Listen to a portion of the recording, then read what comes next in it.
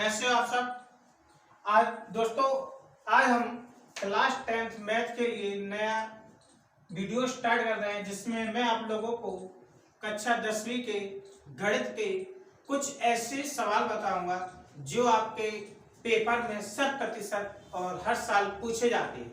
तो उसी में से हमारे कुछ सवाल है कि एलसीएम व एचसीएफ ज्ञात कीजिए, जिसमें दिया है एचसीएफ 150 100 का आपका 50 दिया गया है, जहां पे हमें एलसीएम 150 और 100 का निकालना है।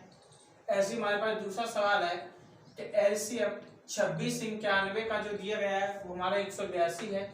उस कंडीशन में हमें एचसीएफ 26 और 91 का निकाल के बताना है। आगे सवालों में एचसीएफ 306 और 657 बराबर 9 दिया है, तब हमें एलसीएम 306 और 657 का निकाल के बताना है। तो दोस्तों ऐसे सवालों के लिए हम क्या करते हैं, फॉर्मूला लगाएंगे। तो जो फॉर्मूला होगा, जो सूत्र होगा, वो सूत्र हमारा क्या होता है कि दो संख्याओं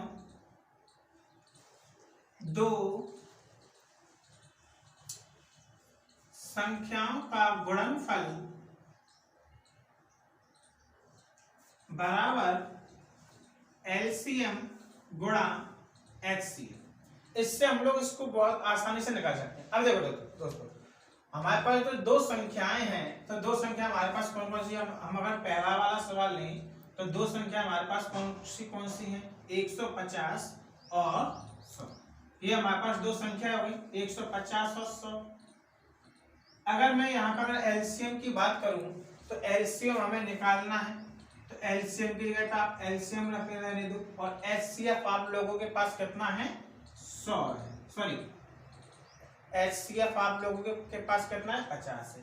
अब जब यहां से मुझे एलसीएम निकालना है तो गुणा की जो संख्या है 50, उसको हम लेके आएंगे बटे में, और हम इसको रखेंगे 150 गुणा 100 बटे 50 बराबर एलसीएम। तो यहां से जब हम एक जीरो को काटेंगे, 5 3 15, और जब 100 का 3 में मल्टीप्लाई करेंगे तो हमें बेटा कितना मिल जाएगा, यहाँ पे 300। यानी कि इसका जो एलसीएम आया है वो कितना आया है, हमारा 300 आया है। अब इसी प्रकार से हम इसका जरा अपना दूसरा सवाल करेंगे, उसको भी देखो दोस्तों किस प्रकार से आंसर आएगा। दूसरा सवाल से हम इसी प्रकार से लिखेंगे कि दो संख्याओं का गुणनफल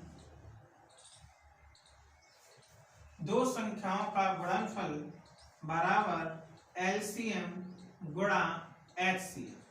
अब इस वाले सवाल में हमारे पास दो संख्याएं कौन सी हैं, 26 गुणा 91, और बात करें एलसीएम के रूप में हमारे पास कितना दिया गया है, 182, और निकालना है हमें क्या, यहाँ पे एचसीएफ। तो क्या करेंगे, जब एचसीएफ निकालना है तो गुणा में जो भी संख्या होगी उसको बटे में रखेंगे। तो 26 गुणा 91 बटे 182 बराबर एचसीएफ। तो 91 का भाग देंगे हम 182 में, दो बार जाएगा, 2 का भाग दोगे आप 26 में 13 बार जाएगा। तो हमारा यहाँ पे जो एचसीएफ आ जाएगा वो हमारे पास कितना मिलेगा, 13 मिल जाएगा। तो दोस्तों जैसे मैंने पहला और दूसरा सवाल कराया, आप इसी प्रकार आप लोग इसको तीसरे सवाल को करके बताओगे मुझे, जहाँ पे एचसीएफ 306 और 657 का 9 दिया है, और हमें एलसीएम 306 657 का आपको बताना है। ये दोस्तों आगे हम लोग अभाज्य गुणनखंड एवं अभाज्य गुणनखंड विधि से एलसीएम व एचसीएफ ज्ञात करना, यानी कि हम यहाँ पे एचसीएफ और एलसीएम ज्ञात करना सीखेंगे। तो हमारे पास सवाल है, ये हमारे कुछ सवाल दिए गए हैं, तो इनमें से हम लोग सवालों को करते हैं। जैसे कि हम अगर पहला सवाल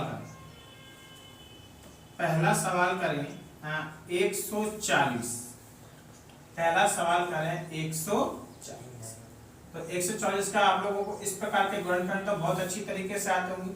2 के पारे से काटेंगे 2 7 14 0, फिर 2 के पारे से काटेंगे 35 बार। अब हम यहाँ पे 5 का भाग देंगे, तो 5 7 35, 7 के पहाड़े से 1 कटेंगे। तो देखो इसके जो फैक्टर आएंगे, 140 के जो फैक्टर आएंगे वो हमारे पास होंगे 2 गुणा 2 गुणा 5 गुणा 7। ठीक है, तो ये हमारे यहाँ पे फैक्टर है। और इनके अलावा ठीक है। अब इसका हम अगर एक अभाज्य गुणनखंड रूप लिखें, अभाज्य गुणनखंड, तो अभाज्य गुणनखंड के रूप में इनका रूप होगा। तो अभाज्य गुणनखंड हम लोग कैसे लिखेंगे उसको देखो। अब आप यहाँ पे देखो 2 आपका कितनी बार आ रहा है, 2 आपका कितनी बार आ रहा है, तो 2 आपका 2 बार आ रहा है। 5 कितनी बार आ रहा है, 1 तो 5 पे घात 1। 7 आपका 1 बार आ रहा है, तो 7 पे घात 1।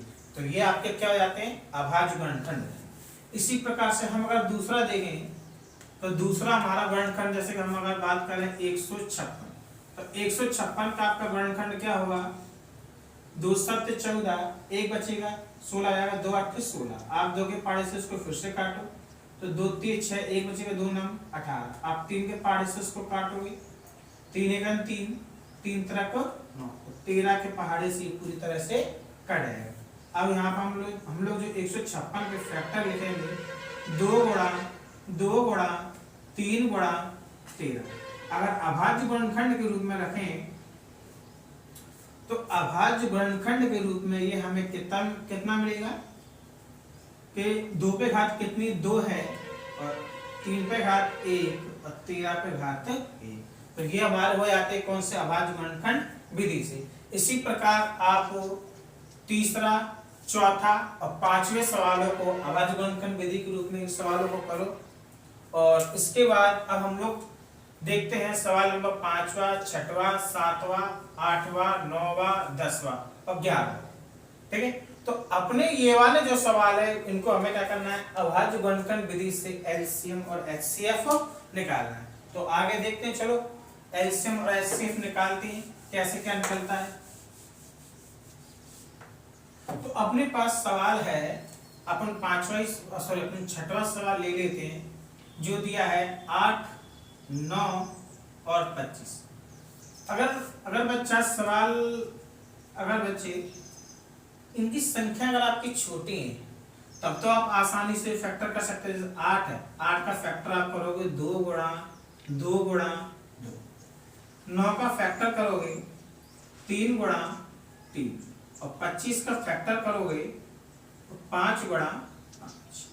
चलो इनका आप अगर पेयर बनाओगे, तो अभाज्य गुणनखंड के रूप में रखोगे, तो 2 पे घात 3 गुणा 1 पे घात 1, इसको रखोगे 3 पे घात 2 गुणा 1, और इसको रखोगे 5 पे घात 2 गुणा 1। जब हमारे यहाँ पे एचसीएफ निकालने की बारी आती है, तो एचसीएफ में हम क्या करेंगे, हम हमेशा एचसीएफ में ऐसी संख्या लेंगे जो 8 में भी मिलती हो, 9 में भी मिलती हो, और 25 में भी मिलती हो। तो ऐसी संख्या हमें कितनी मिल रही है, केवल और केवल 1 मिल रही है। अगर एलसीएम की बात करें, तो एलसीएम का मतलब ये होता है कि हमें यहाँ से पूरी संख्या को बटोरना है, पूरा करकट सब कुछ बटोर। तो देखो पूरा करकट के रूप में अपने पास 2 पे घात 3, फिर 3 पे घात 2, फिर 5 पे घात 2।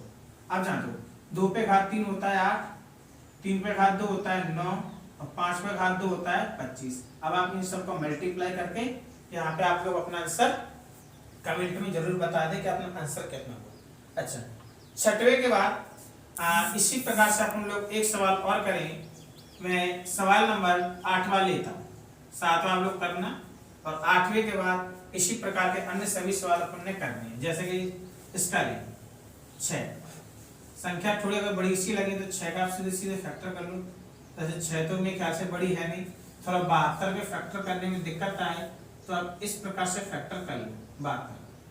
तो सबसे पहले 2 से काटोगे, 2 3 6, 1 बचेगा, 2 6 12, फिर 2 से काटोगे, 2 1 2, और 2 8 16, फिर 2 से काटोगे, 2 9 18, फिर 3 से काटोगे, 3 3 9, और 3 1 3।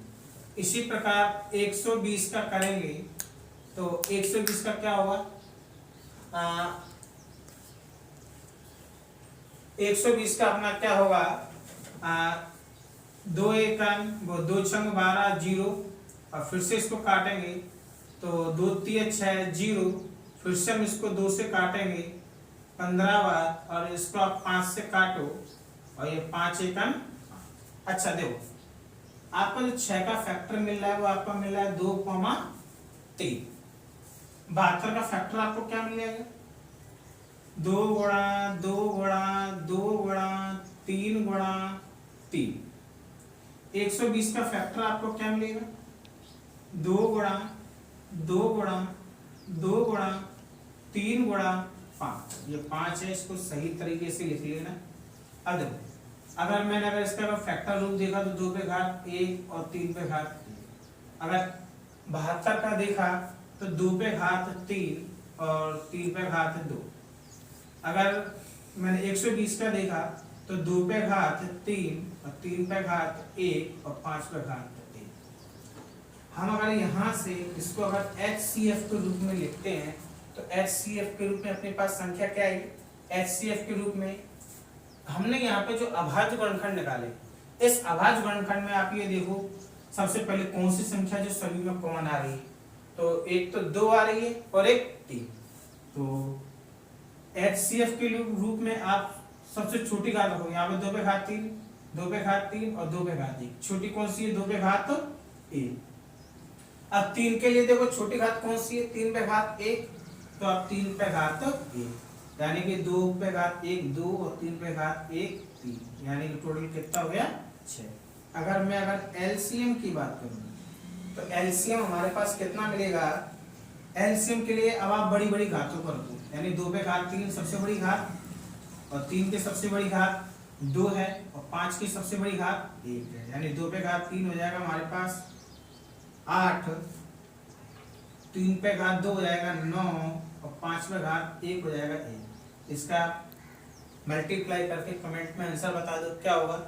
तो दोस्तों इसी प्रकार से हमारे अभाज्य गुणनखंड विधि से LCM और HCF हम लोग ज्ञात कर सकते हैं, और इसी प्रकार आप 9वां 10वां 11वां इन सब के आप लोग LCM और HCF ज्ञात करके मुझे बता देना। अगली वीडियो के लिए हम लोग फिर से मिलते हैं, जहाँ पे हम लोग अपरिमेय संख्याओं को सिद्ध करना सीखेंगे, और जो आपके लिए मोस्ट इम्पोर्टेंट टॉपिक है, और ये पेपर में हर साल पूछा भी जाता है।